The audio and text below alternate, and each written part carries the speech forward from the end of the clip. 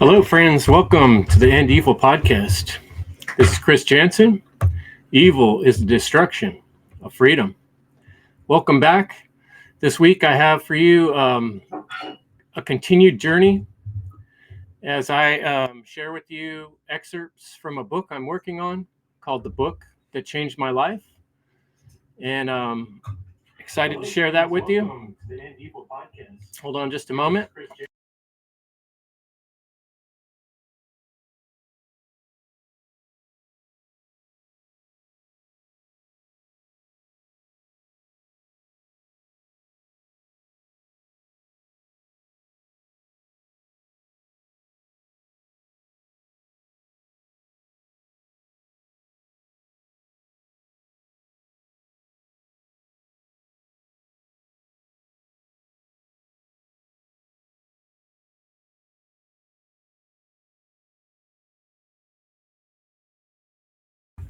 Sorry for the short pause, friends. I wanted to talk to you about some upcoming events I have coming on the podcast. For folks that want to meet up, planning this get together next week on Monday night, and it's going to be called End Evil Connect. And if you want to get in on this, go to my website, endevil.life, and go to the Contact Me tab, and you can find my email. And let me know you're interested in End Evil Connect. We're going to meet on the first Monday of the month. And if you don't make it this one, we'll try the next one. But the idea is to create another mastermind group of people that care about truth and freedom and natural law and want to work towards that end in a collaborative environment. So if that fits the bill and something you're interested in, connect with me and we'll get set up for that meeting. But without further ado, welcome to the show, and I'll pass it on to some pre-recorded material that I've done this week, and I'll see you guys at the end of the show.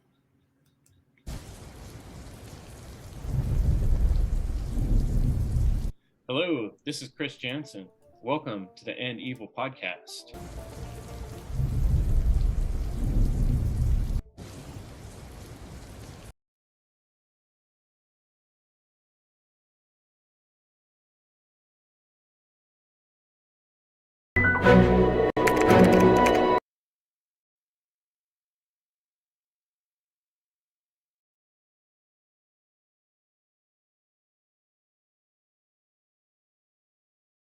Hey there. Today I'm going to read a chapter. This chapter is called Truth.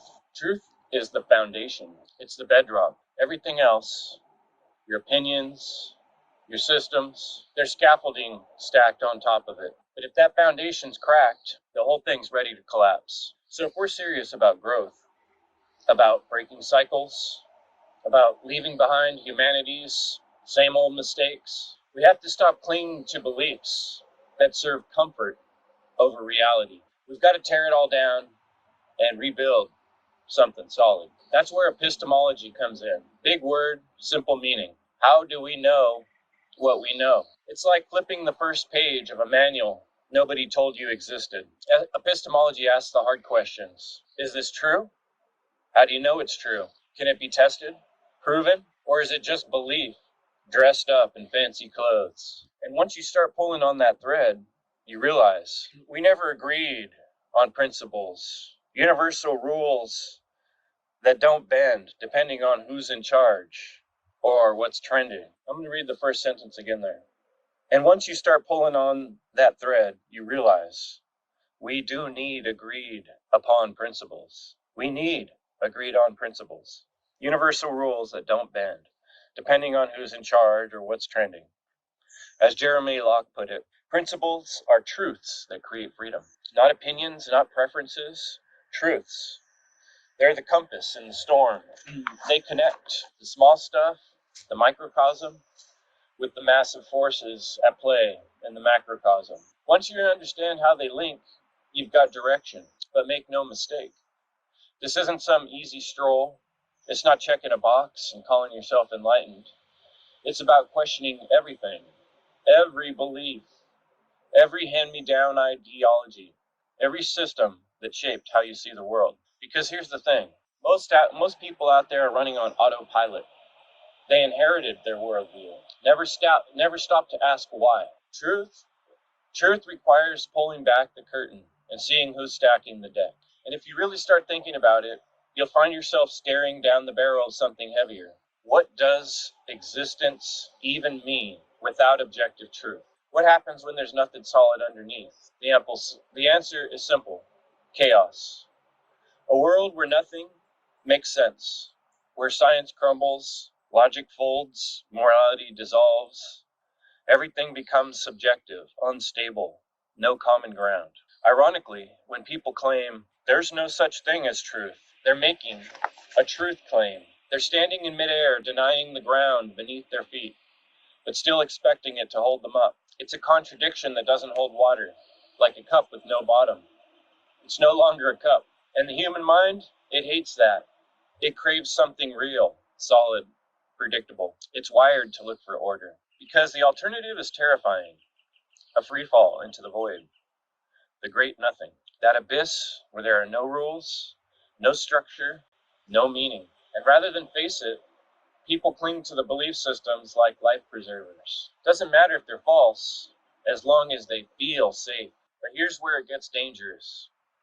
Because modern belief systems, materialism, consumerism, call it what you want, have figured out how to exploit that fear.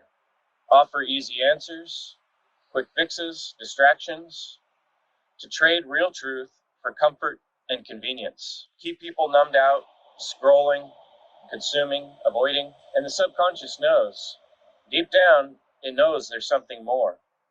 A vast, open space of untapped potential. But to step into that space, to claim that freedom, it means dropping the lies.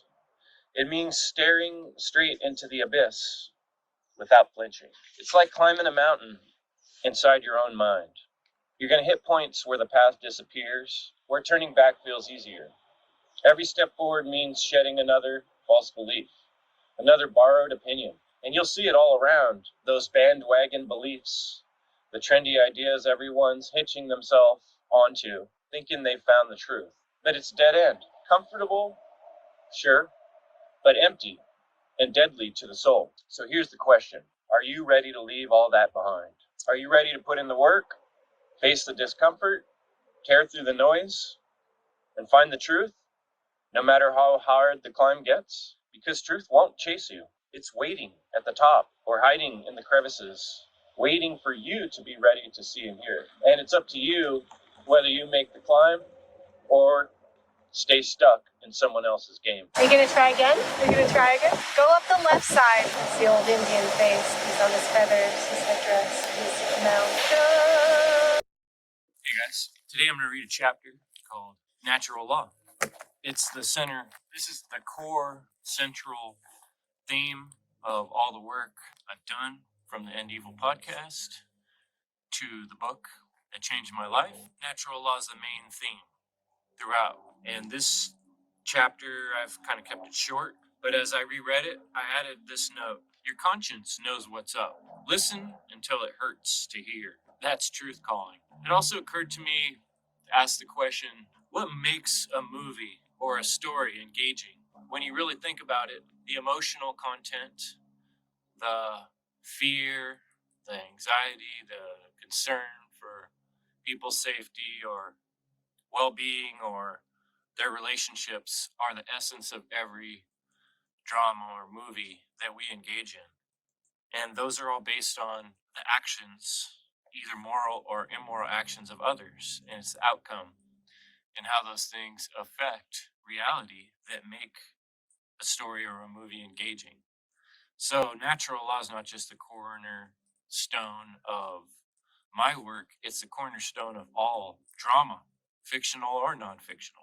It's the aspect of reality that engages us, that makes life interesting. So our modern age, is pretending that law doesn't exist, and we do that by sacrificing the real thing itself for a cheap substitute, which is man's law. So that's enough introduction. Let me just read this chapter. Natural law. You don't need a book or a priest to tell you that there's order out there.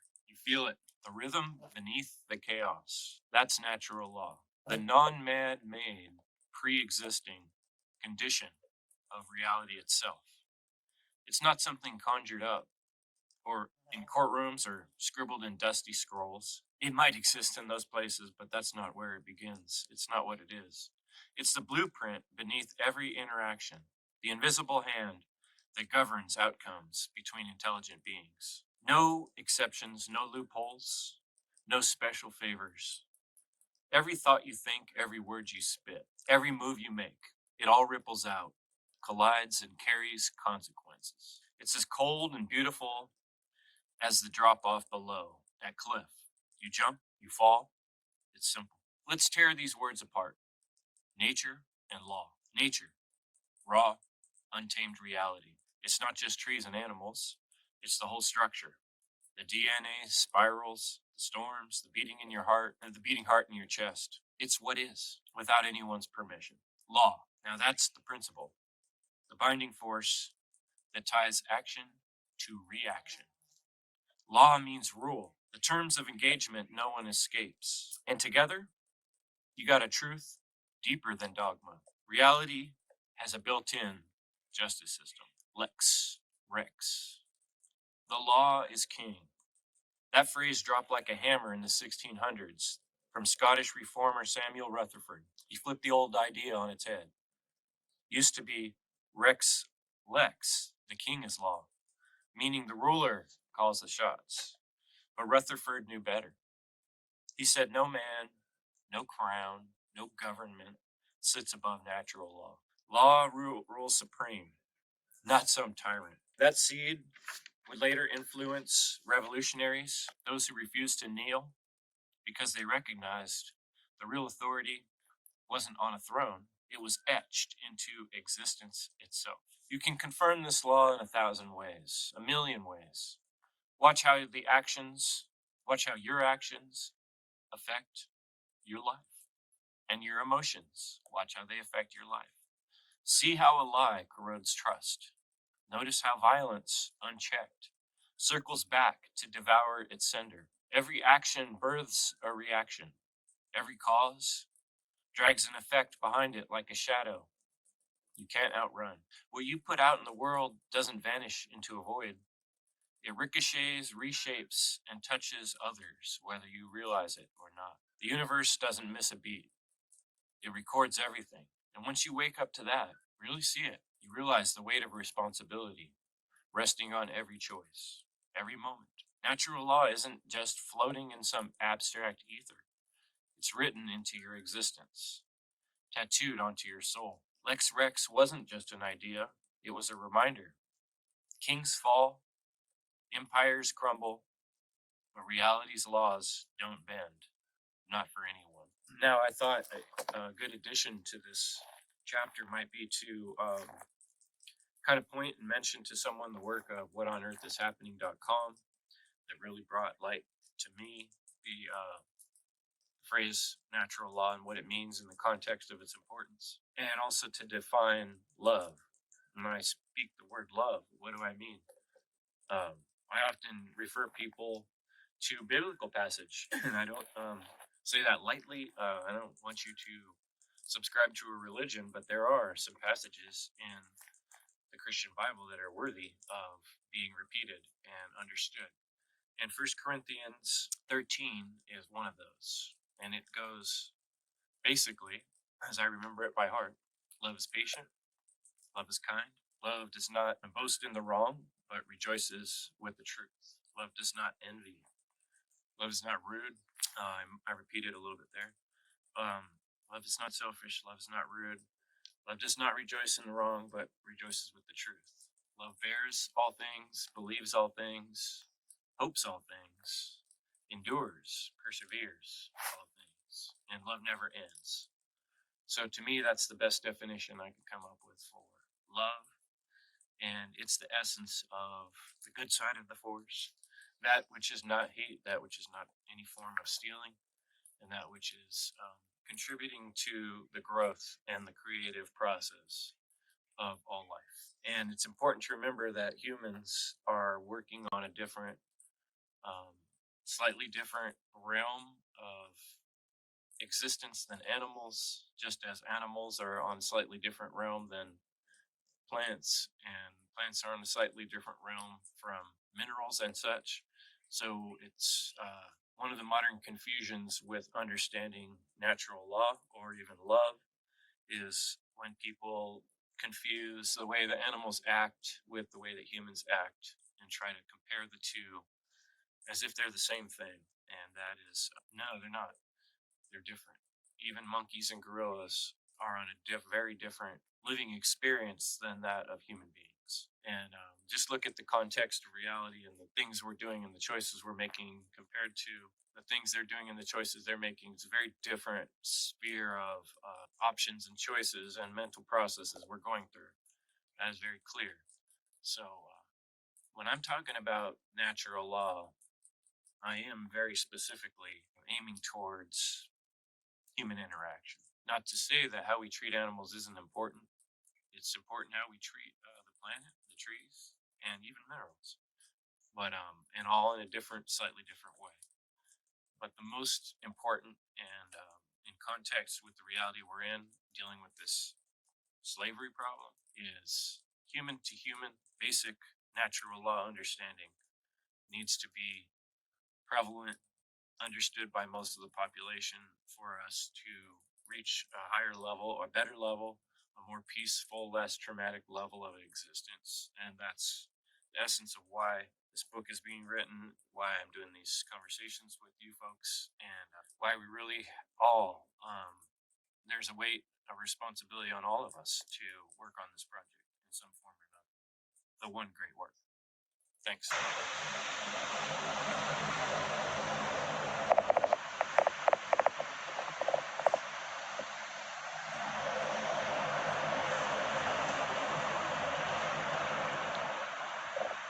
All right, that's pretty decent. So this chapter I'm going to read today is called the Tesseract.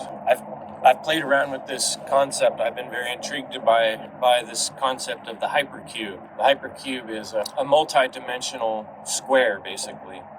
It could be different dimensions. There's cool noises because as the boats go by in the water, it's splashing the various logs around here in the water. It's kind of a trip. But what I was saying is that the Tesseract is a 4D, four-dimensional cube. And some of my work, I've taken apart the word and noticed that Tesseract can also, if you look at the etymology of those words, it can also mean a four-dimensional light ray cube, which to me really is interesting because of the fact that we have these devices, these boxes, these various technologies that are exactly that. They're a square or a cube, and within them there's realms within realms in infinite dimensions, like a video game, multiple levels all projected in this one little box. So the concept to me is very interesting. But thanks for joining me today, folks. This is the Tesseract from the book I'm writing called The Book That Changed My Life. Should be available in 2 months to purchase. The Tesseract, a four-dimensional shadow cast down onto our three-dimensional world. It's not just a cube, it's a cube inside a cube. Each vertex connected, each face folding over into higher dimensions we can't fully grasp. Cubical cells bending space in ways that stretch the mind. Try wrapping your head around that while staring up at the night sky. It's like the universe laughing at your smallness, daring you to think bigger. The Tesseract isn't just a math problem. It's crept into pop culture, showing up in places where power and control dance just beneath the surface. Marvel turned it into an object of ultimate power, a cube holding unlimited energy, a gateway to warp space and time. Madeleine L'Engle, I never know how to pronounce her last name, A Wrinkle in Time, called it a way to fold the fabric of reality itself, leaping light years with a blink. Salvador Dali even threw it into his painting, Corpus Hypercubus, crucifying Christ on the unfolding net of a tesseract, mixing spiritual sacrifice with geometry. Wow, that train's loud. What's up, train? That's the train of thought. Little pause from the the book there. And Salvador Dali even threw it into his painting, Corpus Hypercubus, crucifying Christ on the unfolding net of a tesseract, mixing spiritual sacrifice with geometry from a dimension we can't see, as if hinting that true understanding lies just beyond our reach. These symbols aren't random. They're the flattened, dumbed down walls of a hyperdimensional prison. Your thoughts confined inside, each wall built from belief systems, social norms, dogmas, and doctrines. Religion used to be the architect of those walls. Governments took over the blueprint when old gods lost their grip. Now, it's not just pulpits and thrones keeping you in check. It's algorithms, media feeds, science stamped with corporate logos. The new religion is scientism. They don't have to chain your body when your mind's already locked up. Hollywood slips the narrative into your subconsciousness. Schools teach you to memorize, not to question. Medicine tells you health means dependency, not sovereignty. And all these towering institutions, the cathedrals, the court buildings, the corporate offices, they loom like monuments to the Tesseract's power, built by the labor of people who will never benefit, casting shadows over the masses who unknowingly laid their own bricks of imprisonment. We are living inside the magical hypercube. It's the news, the banks, the laws, the man's laws, the ideologies, all pressing in from every side and projected from the cult of our society's dreams. They shape perception, they rewrite history, and steer your reality, all while you're distracted, kept busy and docile. But the thing about the Tesseract, it's just a projection, an illusion cast down into our dimension. It can only trap you if you believe the walls are real. I want to add a subnote there that, we all are trapped to some extent, believe it or not. But I'm not sure how that's going to. Because even if you don't believe that the walls, if we all don't believe in these systems, it breaks down completely. But just as a singular individual, even if you know and see the walls, that does not necessarily mean you're completely free. So maybe I need to add that somewhere at this point. I don't know. Tell me what you think. The Tesseract sounds fancy, like some sci-fi relic you picked up from the comic book store, right? Put Marvel fanfare down for a second. This isn't fiction. It's an old word traced back to tessera, meaning four, like the four sides of a die, a cube, a token. And tucked into that word is actino, a ray, a beam, the spoke of a wheel, a cube of light, a box of beams. But we're not talking geometry. No, this is a control device, a spiritual muzzle, a mental trap disguised as a tool. Picture it, a cube that doesn't just sit still, but radiates, emits frequencies, sounds, lights. Ever seen one of those? Ever spent hours hypnotized by one, thinking it was entertainment? Now imagine something worse, a box you can't see, but you're born into it. And every day, the world places it back on your head like a trained handler, slipping a bridle on a horse. After a while, you forget it's even there.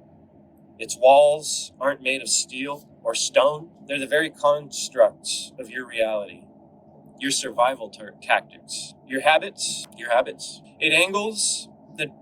Its angles define the limits of your thought. Its sides, the borders of your action. Each face of the Tesseract represents a method of mind-warping control, forcing submission without you ever realizing the chokeholds there. Let's run through them one by one. Yeah, and so the next 6 sections are covering the walls of the Tesseract. And this whole concept is kind of taken from a presentation I did called A Trap Within a Trap. And I'm going to read those to you shortly, but we're going to change locations. So moving on down the road, let's go on to our next spot. Later Lake Shasta. Later noisy bridge. Later log pile. Later noisy train. This is called Bridge Bay over there, and that is Lake Shasta. And that is some blackberries, some manzanita in the sun. And this is our trail. Garbage. Take one piece of garbage with us. Number 1, resource enslavement. The air you breathe, the food you eat, the water you drink, boxed up, filtered, rationed, and sold back to you by corporations with no face, no soul, and no conscience. Just profit margins and patents. Rivers run poisoned. Lakes dry up or get locked behind dams. The skies, once sacred, now chemical haze. Crops, genetically modified, sprayed and monopolized. And you're the product and the consumer. Bred to sustain a system that drains you while blaming you for the damage. They call it progress, but it's managed and engineered chaos, dressed in digital camouflage. Scarcity is not an accident, it's engineered. The illusion of lack is the leash. Environmental disasters keep stacking up like poker chips at a rigged table. Fires, floods, train derailments, chemical detonations, each one framed as a fluke.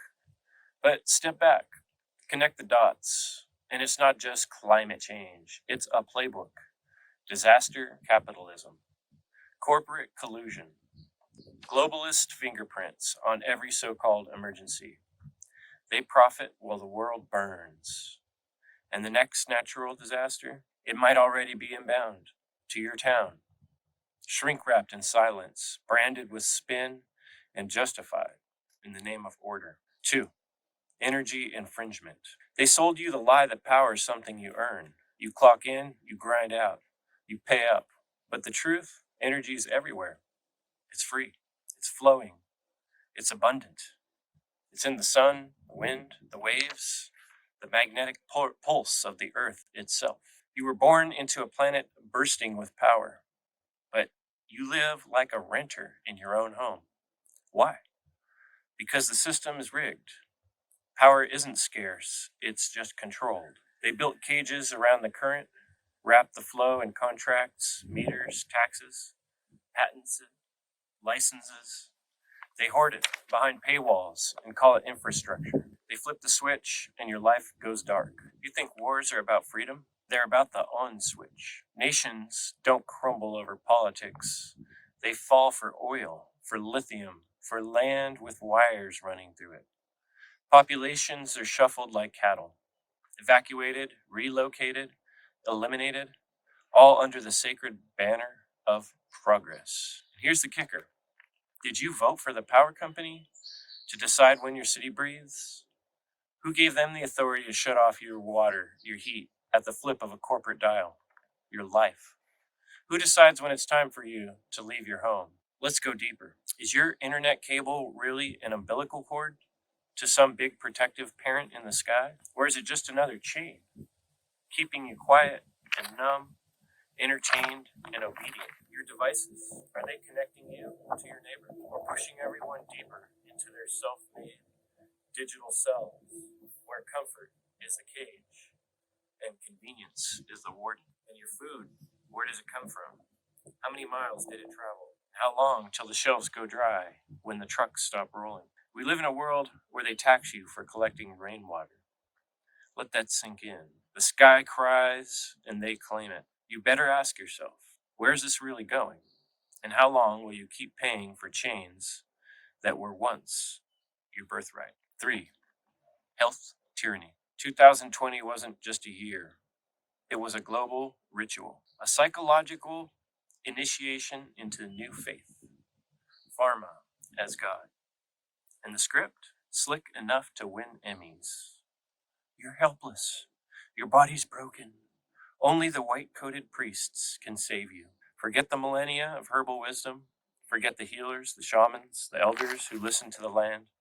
That was scrubbed, erased. Now it's injections, insurance codes, and digital diagnostics.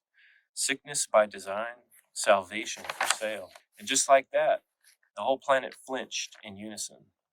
The headlines marched in lockstep. The routers fed the fear and people swallowed it whole. A lab-bred disease rolled out like a product launch. Right on schedule came the cure, also from the lab. Imagine that.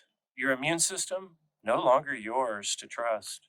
Your health, now a transaction Show your paperwork before we hand you coffee over a 2-inch thick plastic plexiglass partition. And the punchline?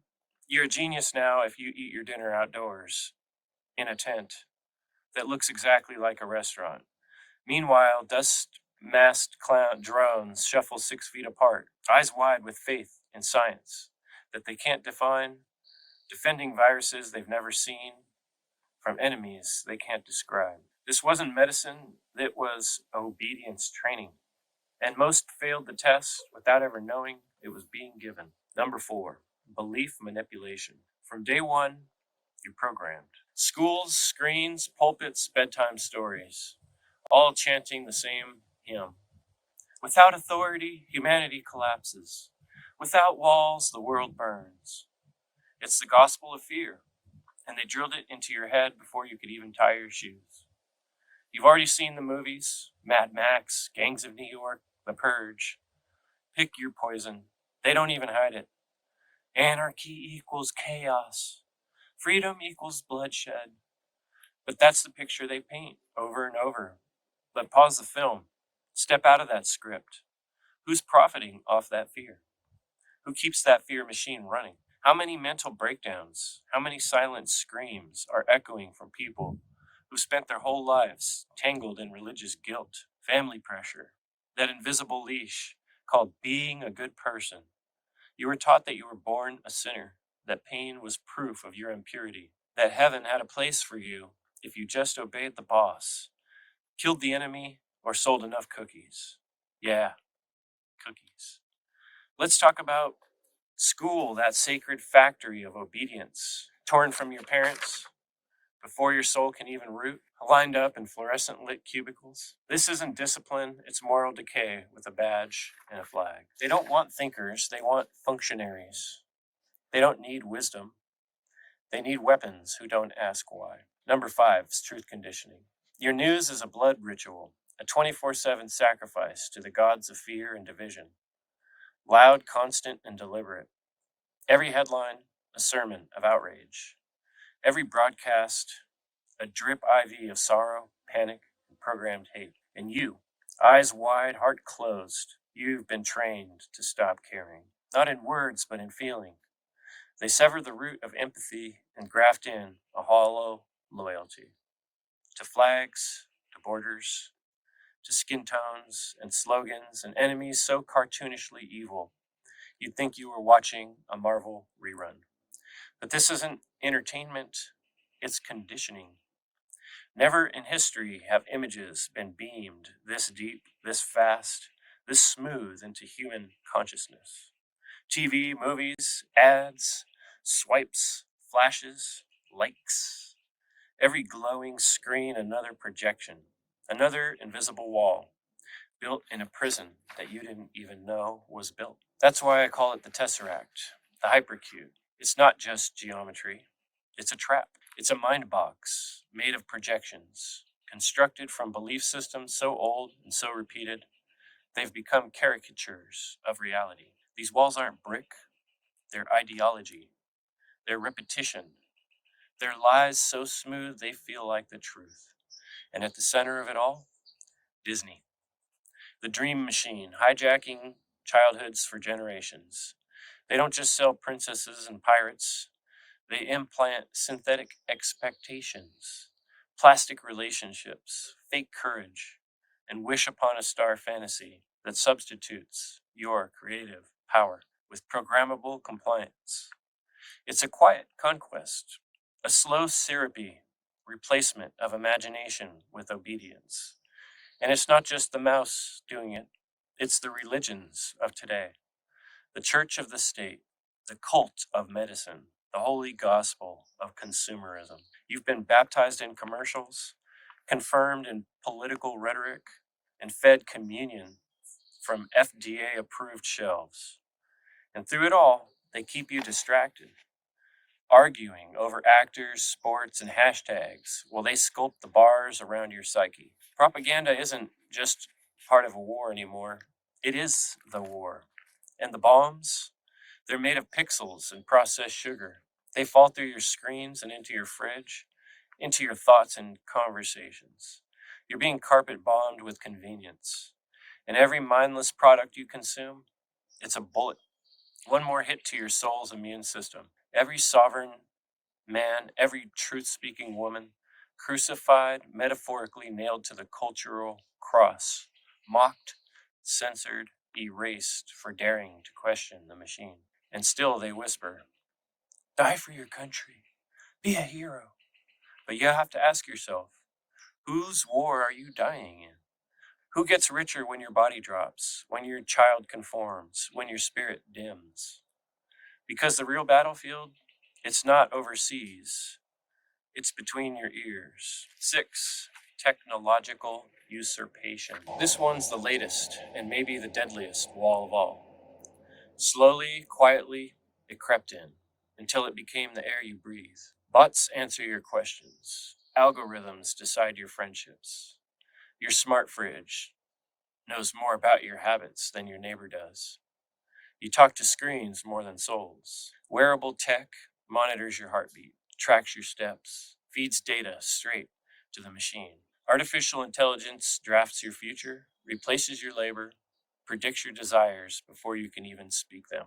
You want to swap out body parts for better ones? They're ready. Thinking about gene editing your next kid, making them more perfect? The tech is here. In every step, they sell you convenience, but take your humanity. What they don't tell you is that the more you welcome these systems into your life, the more you become a product on the shelf. A cog in a machine designed by machine. You aren't using technology, technology is using you. This cube isn't just some theoretical construct, it's real. And it's wrapped around you like a second skin. But here's the catch, it's invisible by design. It exists only because you consent to it, because we consent to it, quietly, every day, barely knowing. The first step, see the box. Name each wall. And remember, no cage holds power over you unless you forget. We can walk through the door or climb out the window. The Tesseract's not the prison. The prison is in the mind. The Tesseract's just the program, the structure, the shape they use to hold the walls up. So the question is, how long are we going to let them? How long are you going to let them?